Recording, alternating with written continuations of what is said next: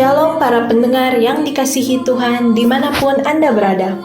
Senang berjumpa dengan Anda semua dalam program Hidup Sehat Pilihan Kita bersama saya, Inji Rantung.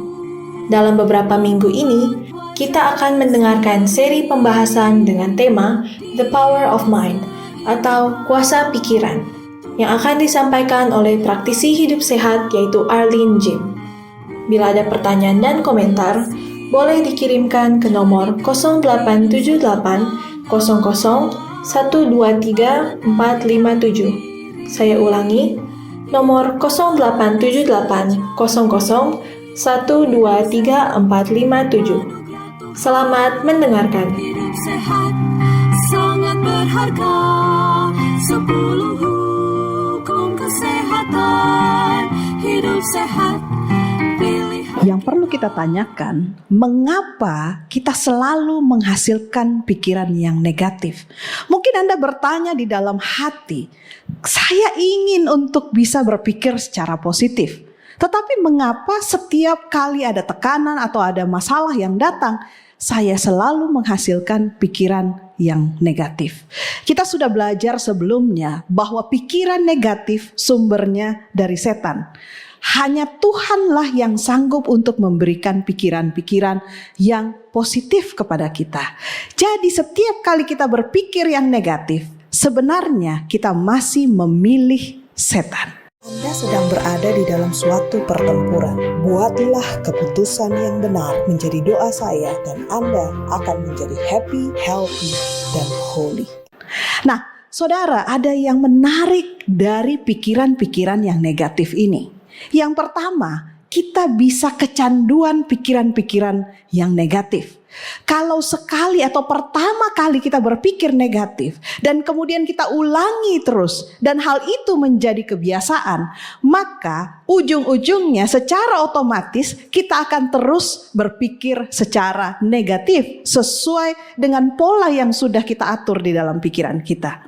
Nah, di dalam Ibrani 3 ayat 12 mengatakan bahwa hati-hati, waspada, bahwa jangan sampai ada seseorang di antara kamu yang hatinya jahat dan yang tidak percaya karena ia telah murtad dari Allah yang hidup. Artinya, salah satu ciri dari pikiran negatif adalah pikiran negatif bisa menular. Rupanya bukan hanya virus COVID-19 yang bisa menular, tetapi pikiran-pikiran negatif sangat mudah menular. Gampang saja kita mungkin bisa bayangkan ketika kita mungkin sedang kecewa terhadap sesuatu atau seseorang, dengan mudah kita bisa mengatakan dan berpikir negatif terhadap orang atau mungkin tempat itu atau mungkin itu rumah makan atau apapun, sehingga pikiran negatif menguasai kita. Saudara, sebaliknya, setiap pikiran yang baik, setiap pikiran yang positif datangnya dari Tuhan. Tuhanlah pencipta setiap pikiran yang mulia. Nah, akankah pria dan wanita memikirkan bagaimana Tuhan terhadap makhluk-makhluk ciptaannya? Tuhanlah yang membentuk pikiran manusia. Kita tidak dapat memikirkan satupun pikiran yang baik atau mulia yang datangnya bukan dari Tuhan. Jadi satu-satunya sumber pikiran yang positif hanyalah dari Tuhan. Tuhan yang tahu seluruh cara bekerja pikiran kita yang misterius ini. Kenapa? Karena dialah yang menciptakannya. Dan Tuhan lihat bahwa dosa sudah begitu merendahkan derajat manusia. Namun Tuhan melihat kepada manusia dengan kasih dan belas kasihan. Karena dia melihat bahwa manusia kita ini sudah dikuasai oleh setan dengan terus-menerus berpikir yang negatif. Saudara, jagalah pikiranmu. Jagalah pikiranmu. Setan dengan siap sedia selalu berusaha untuk menyerang kita, menyerang pikiran kita. Mungkin saudara bertanya, dari mana setan menyerang kita? Saudara, Tuhan memberikan kepada kita ada 5 panca indera. Ada indera perasa, ada indera penciuman, indera pendengaran, indera peraba, dan indera penglihatan. Dari semua 5 indera ini, setan melemparkan berbagai pencobaan kepada kita. Saudara, contoh pencobaan yang mungkin paling menjadi keberhasilan dari setan adalah salah satunya adalah indera penglihatan. Mungkin kita berpikir, tapi dari mana setan bisa menanamkan pikiran-pikiran negatif ke dalam ingatan saya, kepada otak saya? Kenapa saya ada seperti itu? Saudara, apa yang kita masukkan ke dalam pikiran kita, itu pula yang akan kita keluarkan. Contoh, ketika kita kecanduan dengan menonton program-program yang di televisi, kita menghabiskan begitu banyak waktu untuk melihat tayangan-tayangan yang mungkin enak atau seru bagi kita, yang mungkin bagi kita itu hanya sekedar hiburan. Tapi tanpa kita sadari, melalui media-media, film-film, bahkan sinetron-sinetron yang kita saksikan, tanpa kita sadari, setan sedang menanamkan pikiran-pikiran yang negatif. Sebagai contoh, ketika kita mungkin sedang menonton sinetron, biasanya pasti ada orang yang tokoh yang baik, dan kemudian ada tokoh yang jahat. Dan umumnya ceritanya adalah selalu yang jahat pasti akan berbuat tidak adil atau sadis kepada yang baik. Nah, tanpa kita sadari, kita memendam rasa benci kepada tokoh yang jahat itu. Bahkan kadang-kadang kita menginginkan kematiannya, kita menginginkan dia juga dibalas. Saudara, pikiran-pikiran itu bukan datangnya dari Tuhan. Saudara, ada banyak sekali saya baca berita ibu-ibu yang harusnya memiliki tugas untuk menyiapkan rumah tangganya, mempersiapkan makanan untuk anggota keluarganya. Tapi seperti gambar yang di sini dikatakan bahwa ibu-ibu lagi seru-serunya nonton sinetron sehingga anaknya pun tidak dapat makanan karena belum sempat disiapkan.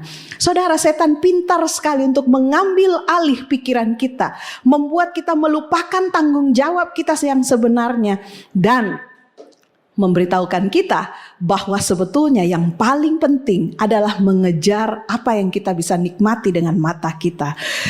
Saya juga banyak sekali menemukan bahwa dulu ketika anak-anak bermain rumah-rumahan, ada yang jadi mama, ada yang jadi papa. Kemudian dikatakan kalau papanya, misalnya papanya pulang, ya, mamanya akan menyambut, selamat datang papa, makan malamnya sudah siap nih, gitu kan. Tapi saat ini karena meniru apa yang ditayangkan di sinetron-sinetron, anak-anak ketika main rumah-rumahan dan katanya, oh bapaknya pulang, pasti habis itu, papa dari mana saja, jam segini baru pulang, jangan-jangan papa selingkuh.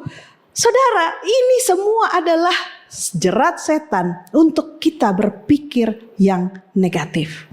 Saudara, banyak dari kita yang tidak berpikir bahwa betapa besar pengaruh apa yang kita tonton, apa yang kita masukkan melalui panca indera kita, terutama indera penglihatan dan indera pendengaran, audio dan video. Saya pernah baca satu berita di koran yang judulnya seperti ini. Cinta ditolak, murid SD mau bunuh diri. Saudara, bayangkan, murid SD masih umur, saya rasa pasti masih umur di bawah 10 tahun, yang pasti di bawah 12 tahun. Tetapi mau mengakhiri hidupnya karena cintanya ditolak. Kenapa bisa seperti itu? Itulah yang dia saksikan di dalam film-film, di dalam sinetron-sinetron. Berita yang lain ditulis di situ, pembunuh suami dan anak tiri, katanya mengaku mendapat inspirasi dari adegan sinetron yang sering ia nonton.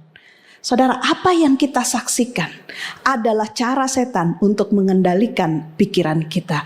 Bagaimana kalau yang kita saksikan adalah film-film action yang penuh dengan kekerasan, pisau, senjata, pedang, dan kemudian adu jotos seperti itu. Maka tanpa kita sadari, kita sedang menanamkan di dalam pikiran kita bahwa segala sesuatu bisa diselesaikan dengan kekerasan.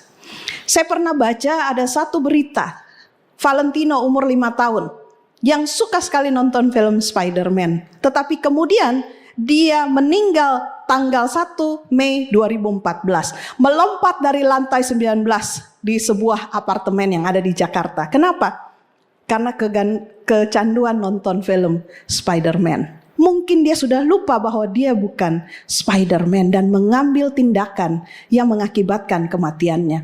Ada juga kasus di mana seorang anak Hasrandra yang menjadi korban meninggal karena dipukuli sama teman-temannya, karena terinspirasi dari salah satu sinetron yang mereka saksikan bersama-sama.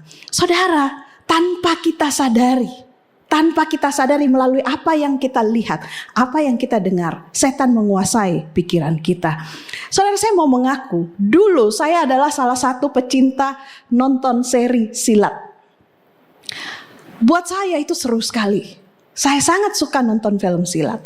Namun lama-kelamaan setelah saya menerima kebenaran Tuhan, saya melihat dan menyadari bahwa ada satu hal yang diajarkan oleh film silat di dalam hati saya dan di dalam pikiran saya, yaitu bahwa kita harus balas dendam. Saudara, waktu itu saya selalu berpikir kalau ada orang yang jahat kepada saya harus balas dendam. Dan entah bagaimanapun caranya, tapi saya mencari jalan untuk balas dendam.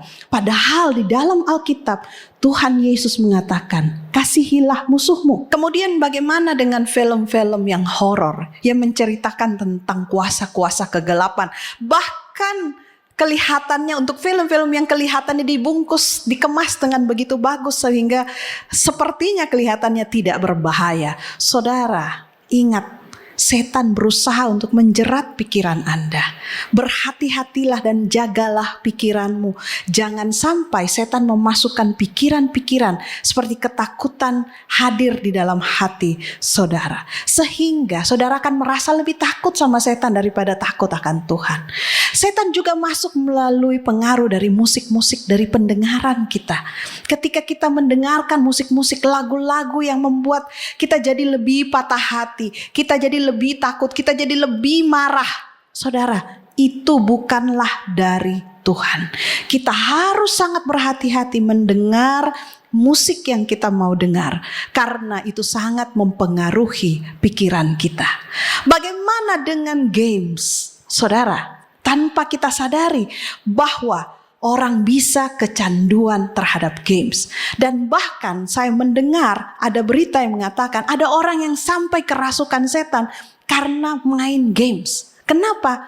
Karena ada banyak sekali games-games yang berkembang saat ini yang mengajarkan tentang okultisme dan juga kuasa-kuasa kegelapan. Setan juga berusaha untuk menjatuhkan kita melalui makanan yang kita makan, melalui apa yang masuk indera perasa kita. Bahkan mungkin kalau kita lagi lewat dan kemudian ada sate yang dibakar, indera penciuman kita pun mendapat pencobaan. Saudara bisa lihat bahwa setiap detik, setiap saat kita berada dalam sasaran setan untuk dijatuhkan. Dan kalau bukan kita selalu berseru kepada Tuhan, minta pertolongan Tuhan, kita pasti akan kalah. Saudara, kita tahu kalau di dalam makanan sehat dikatakan you are what you eat.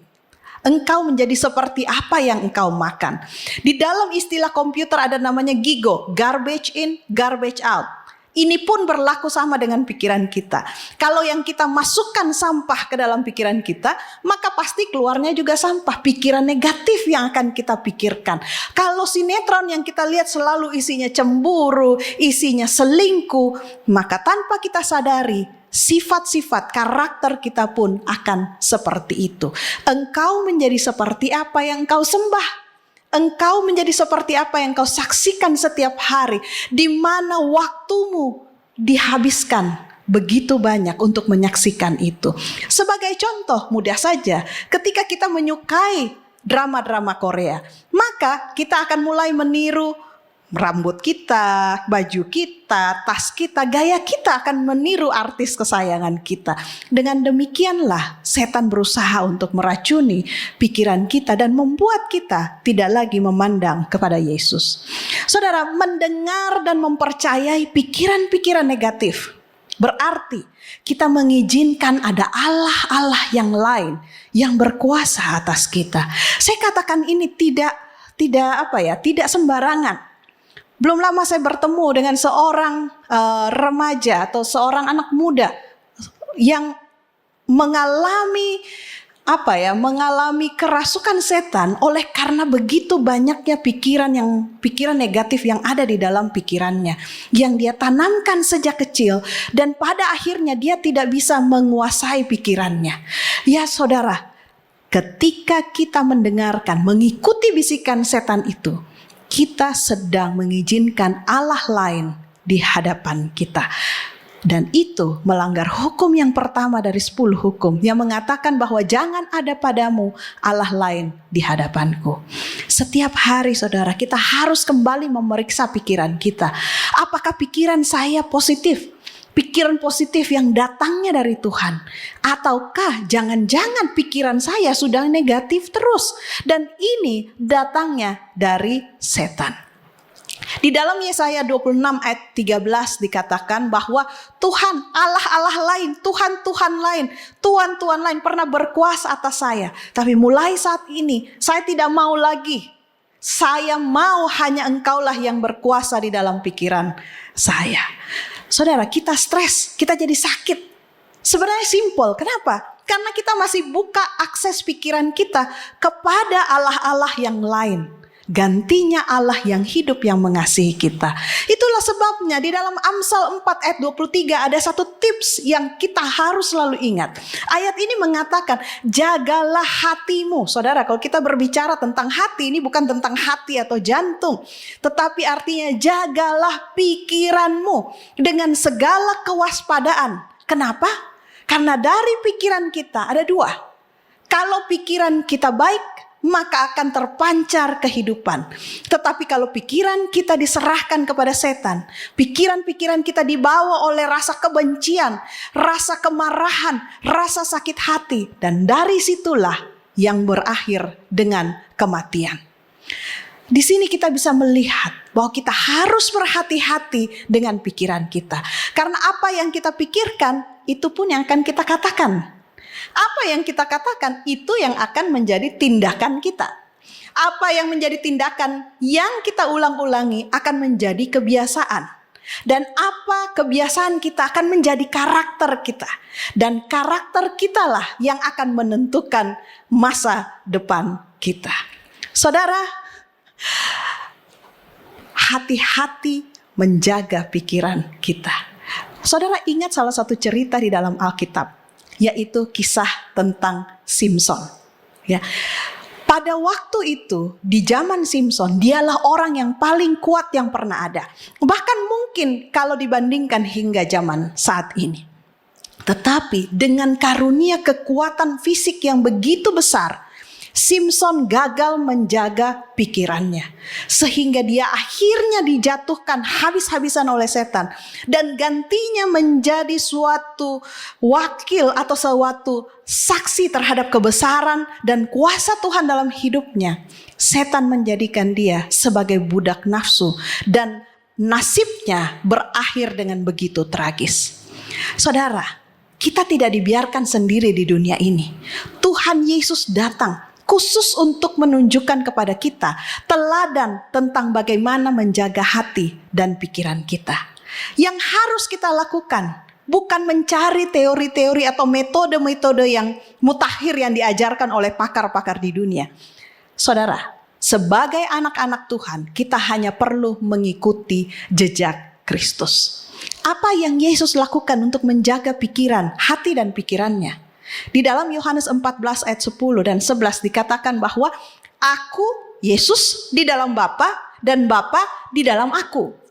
Artinya apa yang menjadi pikiran Bapa juga menjadi pikiran Yesus, dan apa yang menjadi pikiran Yesus juga menjadi pikiran Bapa. Yesus dan Bapa memiliki pikiran yang satu dan sama. Pikiran Tuhan pun harus menjadi pikiran saya. Sehingga pikiran saya menjadi satu dan sama dengan pikiran Tuhan. Bagaimana caranya? Pada waktu Yesus hidup di dunia ini, dia memberikan teladan. Bahwa apa? Dia berdoa. Pagi-pagi benar ketika hari masih gelap, dia berdoa. Dan dia tidak hanya berdoa di waktu pagi. Dia berdoa dengan tidak berkesudahan. Ketika dia berjalan, dia berdoa. Ketika dia berbicara, dia berdoa di dalam hati. Saudara, berapa kali kita berdoa? Ada orang bilang, saya berdoa 10 kali sehari. Saudara, sebetulnya kita berdoa hanya perlu 1 kali sehari. Dari kita bangun, buka mata sampai kita tidur, itu harusnya merupakan satu doa yang tidak berkeputusan. Yesus rajin membaca Alkitab. Waktu itu adalah kitab-kitab Taurat. Saudara, apakah kita mengisi pikiran kita dengan firman Tuhan?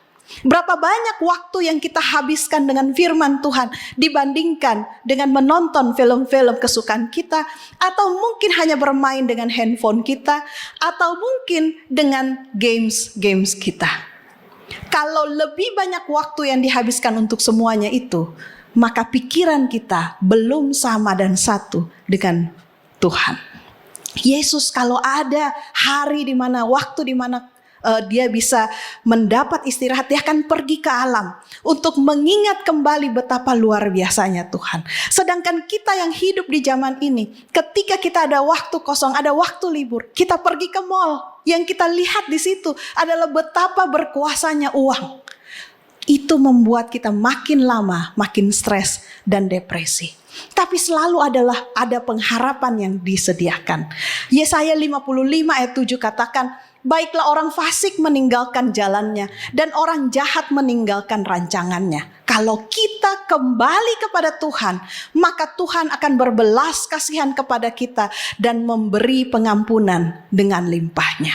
Saudara, pilih salah satu. Kalau kita mau terima Tuhan, maka kita bisa kembali kepada Dia.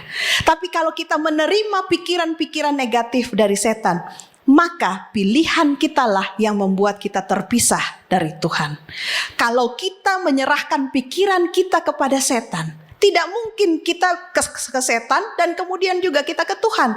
Tidak mungkin, kita harus hanya bisa melayani satu Tuhan. Kalau kita terus berpikir secara negatif, itulah yang menghalangi persatuan kita dengan Tuhan.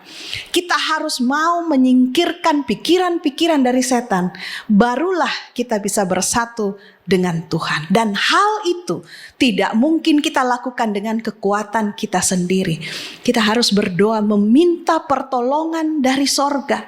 Kita harus membaca firman Tuhan, karena firman Tuhan adalah kuasa yang menyelamatkan kita dari cengkraman setan, dari setiap serangan panas setan yang berusaha untuk menghancurkan dan membinasakan kita.